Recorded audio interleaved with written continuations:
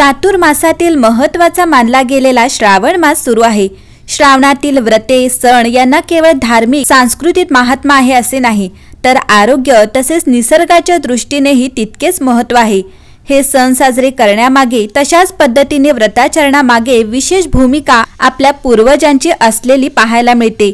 श्रावणी सोमवार, मंगळागौर, बुध बृहस्पती पूजन, ज्योतीची पूजा, नृसिंह अश्वत्थ मारुती पूजन झाल्यानंतर श्रावणातील पहिला रविवार येत आहे। या दिवशी आदित्य राणूबाई व्रत केले जाते। सूर्य उपासनेचे महत्त्व अधोरेखित करणारे हे व्रत आहे। श्रावणात ऊन पावसाचा खेळ सुरू असतो। सूर्यदर्शन कधीतरी घडते। अशा वेळी कोवळी उन्हे अंगावर घेता यावे तसेच सूर्यपूजेचे महत्त्व सांगणारे हे व्रत आहे। श्रावणातील रविवारी हे व्रत करण्याची प्रथा आहे। हे स्त्रियांनी करावयाचे व्रत। स्नानानंतर विड्याच्या पानावर सूर्याचे चित्र रक्तचंदनाने काढावे। बाजूला एका वर्तुळात षटकोन काढावा। नंतर 6 पदरी दोऱ्याला 6 गाठी माराव्यात।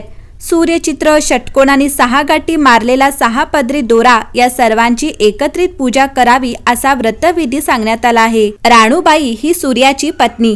तिची पूजा या व्रतात केली जाते। तिची कथा न ऐकल्याने एका राणीला दारिद्र्य अवस्था प्राप्त झाली। तिला या गोष्टीचा खूप पश्चाताप झाला। यानंतर तिने आदित्य राणूबाईची पूजा केली। व्रताचा संकल्प करून आदित्य राणूबाईचे मनोभावे पूजन केले। या व्रतानंतर तिला पुन्हा गतवैभव लाभले अशा आशयाच्या कथा आढळून येतात। आदित्य राणूबाई व्रत करणे शक्य नसल्यास श्रावणातील प्रत्येक रविवारी आदित्याची म्हणजे सूर्यदेवांची पूजा करून त्याला खिरीचा नैवेद्य दाखवावा। केवळ श्रावणातील रविवार नाही तर वर्षभरातील सर्व रविवारी सूर्यपूजा करावी। मात्र शास्त्रोक्त पूजन शक्य नसल्यास केवळ भक्तिपूर्वक नमस्कार करावा। दुपारी 12 वाजण्याच्या आधी गायत्री मंत्रांचा यथाशक्ती जप करावा असे सांगितले आहे।